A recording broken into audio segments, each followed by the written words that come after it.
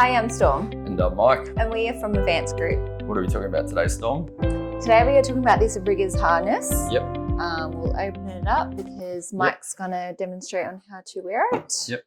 So this is a H301 Elite riggers harness. So on our website, we probably have maybe 10 different types of harnesses, I guess. It's all different kits as well. They all have different features. This one is called a riggers harness. I'm guessing that's because if your job description is a rigger, then this is the one that they would recommend for you. So this is the first time I played with it. So it's got a few features which other harnesses don't have. Some other harnesses are, when I say budget, I would just say more economical rather than budget, just because they have minimal features. They're the most popular for just the general, tradie that needs a harness in their kit but doesn't use it regularly. This would be good for someone that's using it more regularly because it's a bit more comfortable. It's got some better design elements to it and features. So first things first, we'll probably start off with how to fit it. So there's a ring at the back, which all harnesses have. And that would be to connect to a, they call it a shock absorbing lanyard.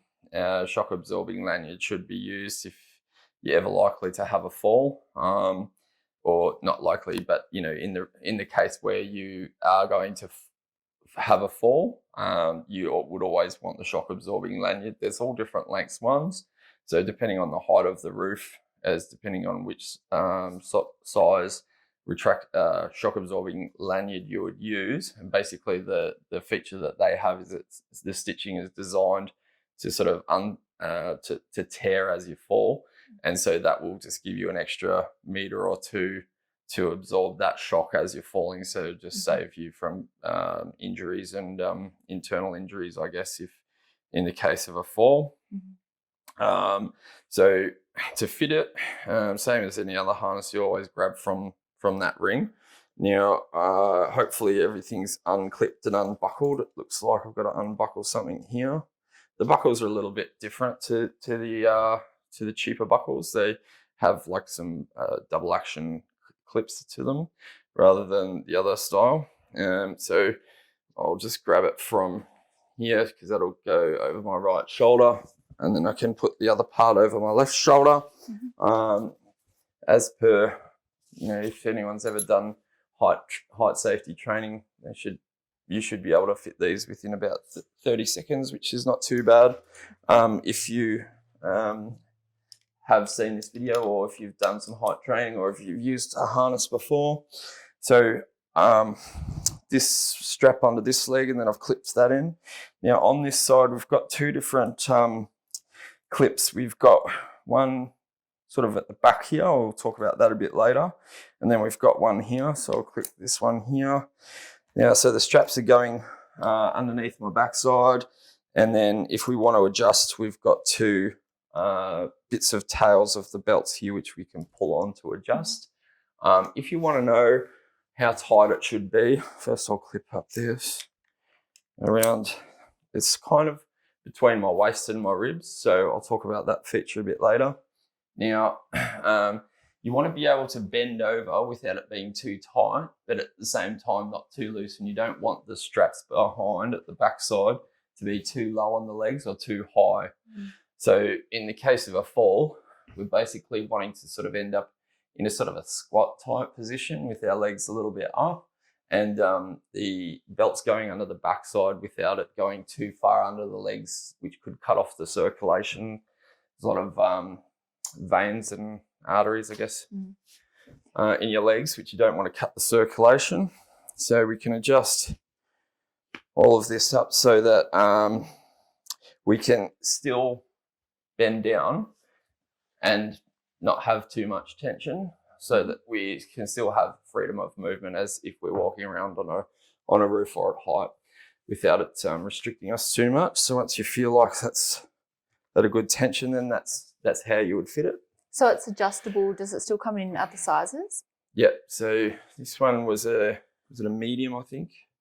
Oh yeah, medium to large. There's also small and XL to 2XL. So if you wanted to know, there's a table I think that talks about your weight and your height and which harness you can choose. That table should be on our website in the photos gallery, I think. So you can check that out. So that's all fitted up. Did you have any other questions? Is there a way of knowing that it's connected properly, the clips, or do you just got to really make sure you check them all?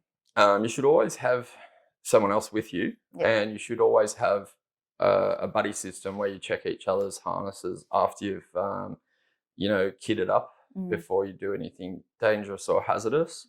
And that's one of the most critical key things, I think, with any sort of dangerous works, working at heights or anything else, or even in extreme sports and things. You should always have a buddy with you. What's the material made out of? Like, will it along? Of course, yeah. So a lot of these things also have manufacture dates, and after a certain amount of years, they would get replaced regardless. And I think it might be a 10-year thing with these sorts of things. So the webbing they've got is called high tenacity UV stabilized webbing.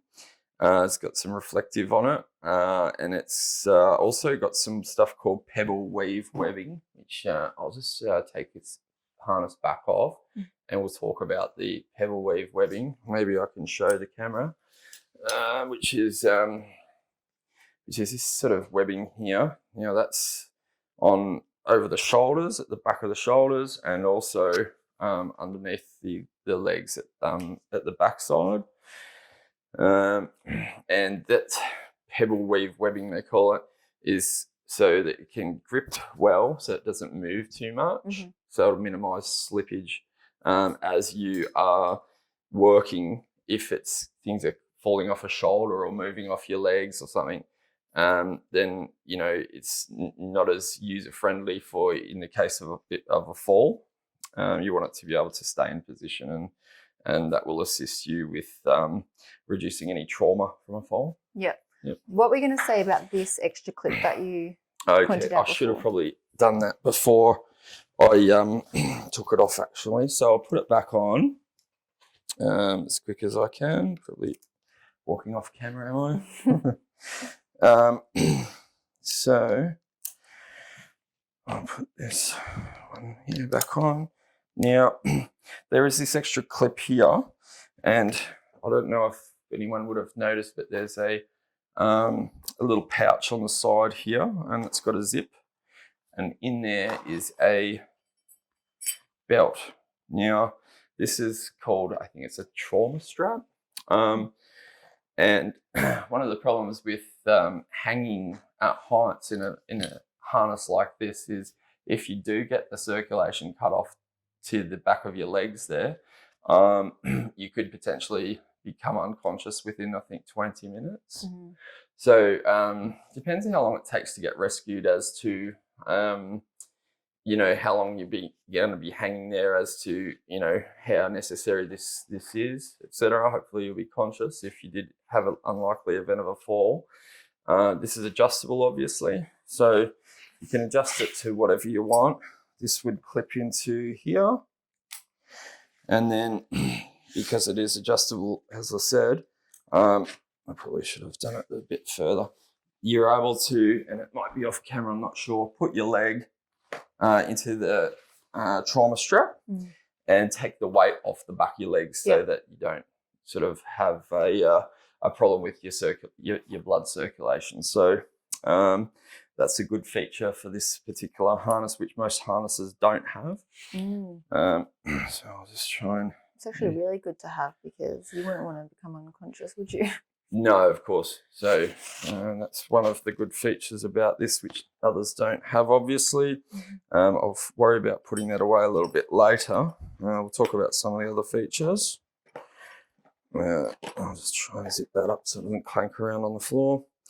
So at the front, we've got these belay loops. Now, these are at a certain height to be a bit lower rather than higher, so that things don't interfere with your face if you are having someone with some sort of belay rescue type ropes and tethers and things like that.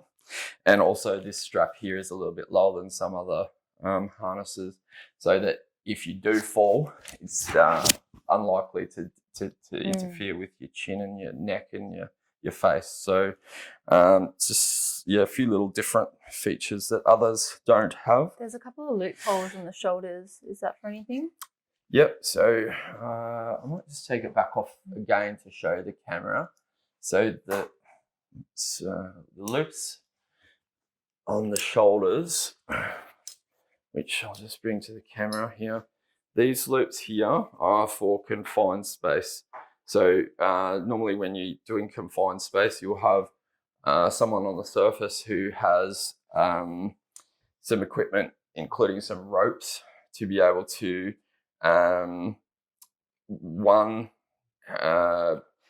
keep in communication with the person that's in the confined space in the case of an emergency. And two, if they do need rescuing, normally they would have a kit, a confined space rescue kit.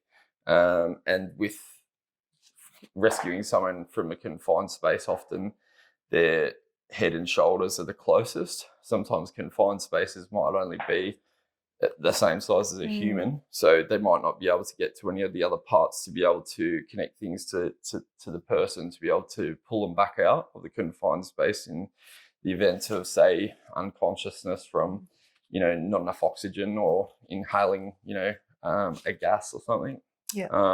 So those are for emergency rescue for in confined space. So that's a fair few good features. Is that anything? From memory, this might be an inspection card. It's instructions. I'll just double check that. Basically, it's some user instructions, inspection log, some information about do's and don'ts, and the certification and the date and the destroy date. So it needs regular checks just to make sure that in no way is it becoming broken. Yeah. So if you're, most organisations will have a policy for checking all of the height safety stuff, and most people that work at heights would have a certificate if they're working in construction for working at heights. I'll just bring this to the camera so that we can see it. So we've got a inspection log. We've got some user instructions, the certification stuff, and the date of manufacture and the destroy date. And then some just information about this harness. So that's all good stuff to know. Good pick up there. In these situations, do people need to carry their phone on them in case of an emergency? And if so, is there anywhere on the harness that can hold it? I would say people would have both a phone and possibly two-way radio as well. Yeah. So anyone that's worked in construction that has done the course would normally do debriefs before they work each day within their safety briefs, and would have done some courses on what to do in all different situations, and always use your radios for communications. Yep. Did I say it came with a carry bag? It does. You didn't mention it, but that's definitely something that we should mention. So it comes with a little carry bag. Also comes with a little user guide, gear guide, instruction guide as well. I'll just make sure that we haven't missed anything. I'm just going to cheat and use my phone for a second, just to read out the rest of the features. So product features is large dorsal D-loop, front belay loops, quick fit adjustable clip-in buckles, integrated suspension trauma strap, shoulder confined space rescue loops, padded shoulder straps, padded legs for force dispersion at moment of fall impact, retro-reflective detailed webbing. Standard product features are medically designed for maximum moment of impact safety. Harness design minimises wearer injury during and after fall. Pebble-Weave Webbing Design provides maximum grip, precluding incidental buckle slippage.